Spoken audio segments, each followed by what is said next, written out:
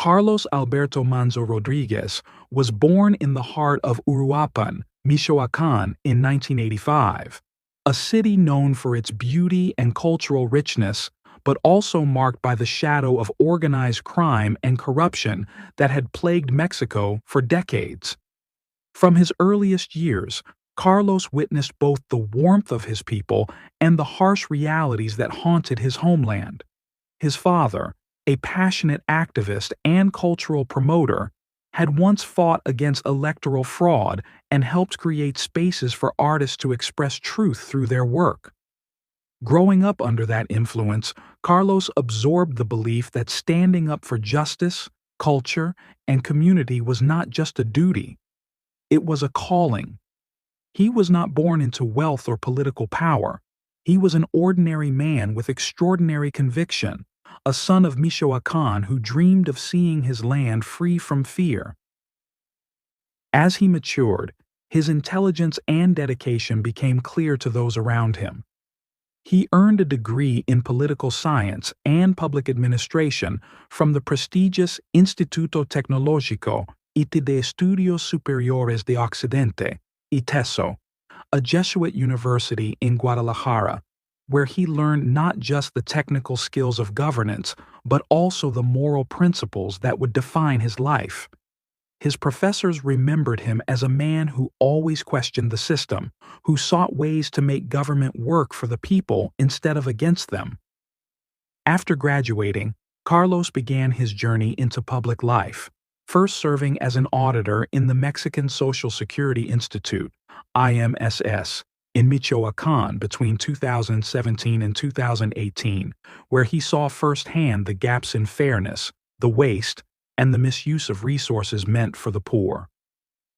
He was appalled by how many suffered while officials enriched themselves, and he began to speak out about the need for reform, for transparency, for courage and leadership.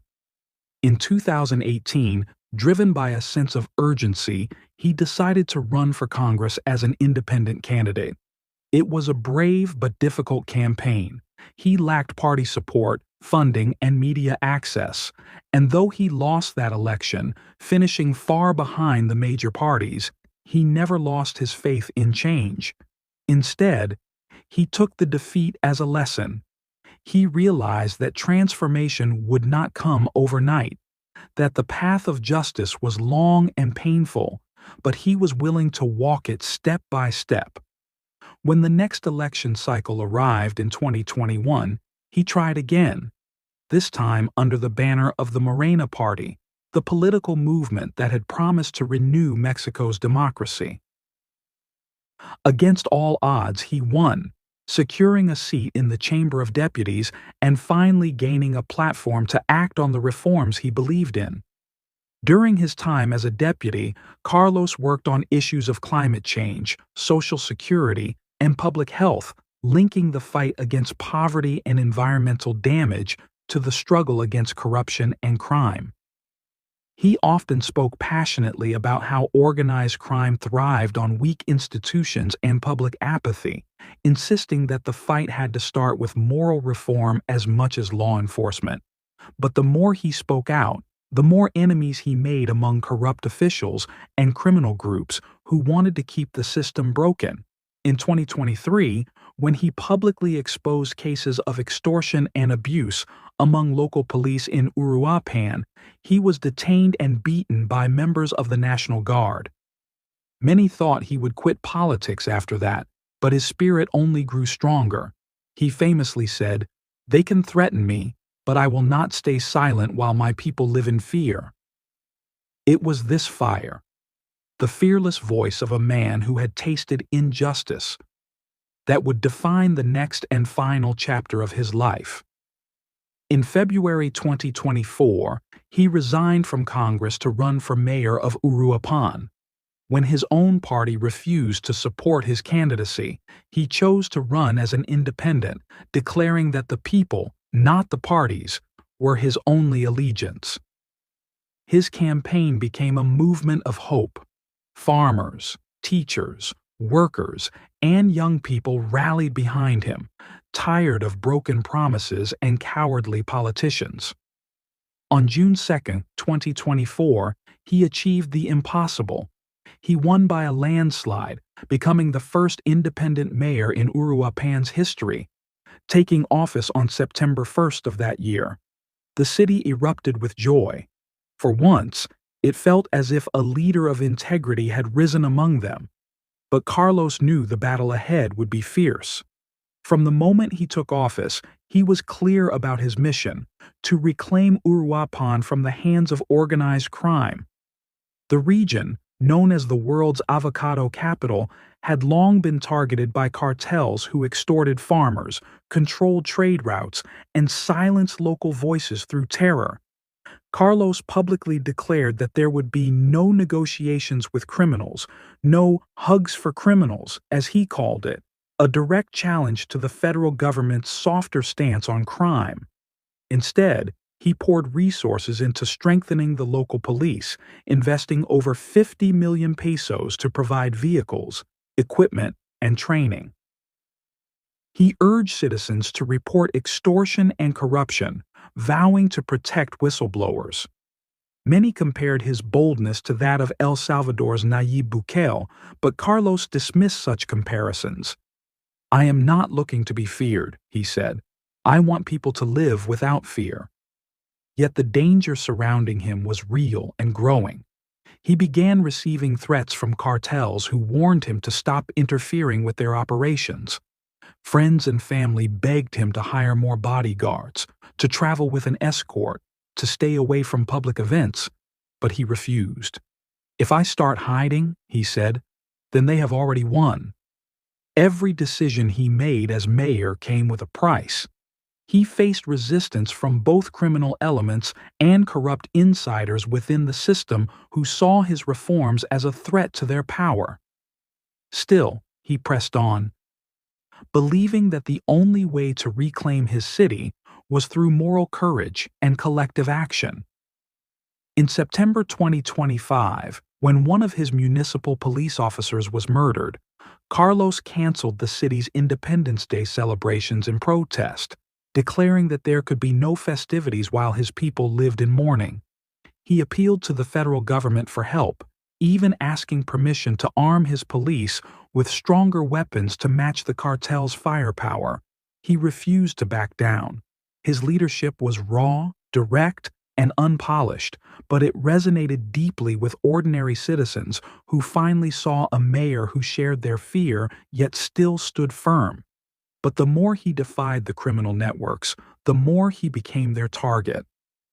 On November 1, 2025, ironically, the Day of the Dead, Carlos attended the Festival de las Velas, a beloved community celebration held in Uruapan's historic center. He came not as a politician, but as a father and neighbor, walking among families, greeting citizens, taking photos, sharing laughter. He wanted to show that even in dark times, the spirit of life and hope could not be extinguished. But that evening, as he walked beside his son, a gunman emerged from the crowd and opened fire. 7 bullets struck Carlos, 3 to his back and abdomen. And in an instant, the celebration turned to chaos. He was rushed to the hospital, but the wounds were too severe. At just 40 years old, Carlos Manzo was pronounced dead. The news spread like wildfire across Mexico. Crowds filled the streets in shock and disbelief. His supporters wept openly, while others shouted in anger, calling for justice and the end of impunity. Within hours, the city government declared mourning, and vigils were held across Michoacán.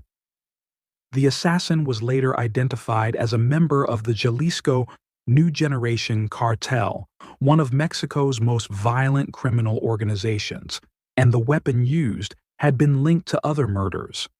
It was a calculated hit, a message meant to intimidate every official who dared to challenge the cartel's control. But instead of silencing his movement, his death ignited a fire across the nation. Thousands marched in Uruapan, in Morelia, in Mexico City, carrying candles and chanting his name. They demanded justice, protection for public servants, and an end to the culture of fear. His funeral drew massive crowds, people from every walk of life who came to honor the man who had dared to stand up for them. His widow, Grisha Itzel Quiroz Garcia, spoke through tears, saying that her husband's dream would not die, that his blood had sown the seed of a new beginning. For many, Carlos became a symbol of moral courage, a martyr for justice. The story of his life and death became a mirror for Mexico's struggle, a nation where honesty in politics could still be punished by death, yet where hope refused to vanish.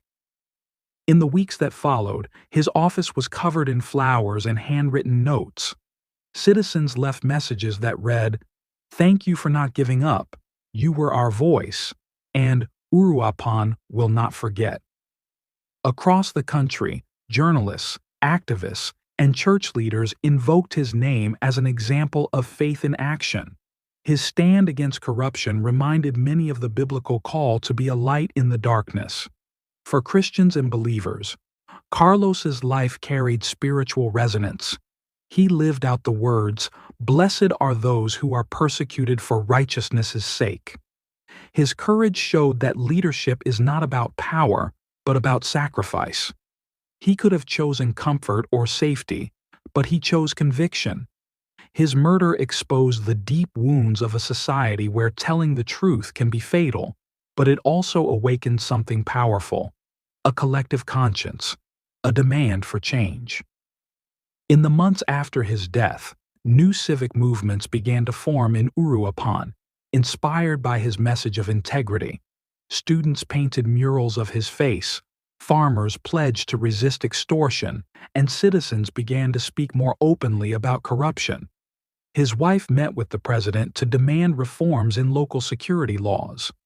The slogan, "Manzo Vive," Manzo Lives, appeared on banners across Michoacán. Even beyond his region, people began to see him as part of a larger story of Latin America's struggle for justice. One man's stand echoing the courage of countless others who had died defending truth. Though gone, Carlos's influence endured, transforming grief into action. His story became a lesson that courage can live longer than flesh, that hope can survive even death. It is said that a man truly dies only when he is forgotten, and Carlos Manzo would not be forgotten. His name entered the history of those who refused to surrender, who dared to face evil with integrity. And so, his life compels us to ask, what would we risk for what is right? What would we sacrifice to see our communities free from fear? His life tells us that the price of justice is high, but the cost of silence is higher. Even as his city still struggles, his spirit remains in every act of courage, in every voice that speaks against oppression. The story of Carlos Manzo is not only about one man's death, it is about a nation's awakening. It reminds us that true leadership begins with compassion, that faith is proven not in comfort but in the storm, and that integrity can still be a revolutionary act. He lived as a servant of his people. He died as a guardian of their hope, and through his example, he continues to challenge every generation. Do not yield to fear, do not bow to corruption, do not let the darkness win. Carlos Alberto Manzo Rodriguez's life, from his humble beginnings to his tragic end, remains a testament to the power of faith, courage, and love for one's homeland. A light that continues to burn in the heart of Mexico. A reminder that even one brave soul can change the course of history.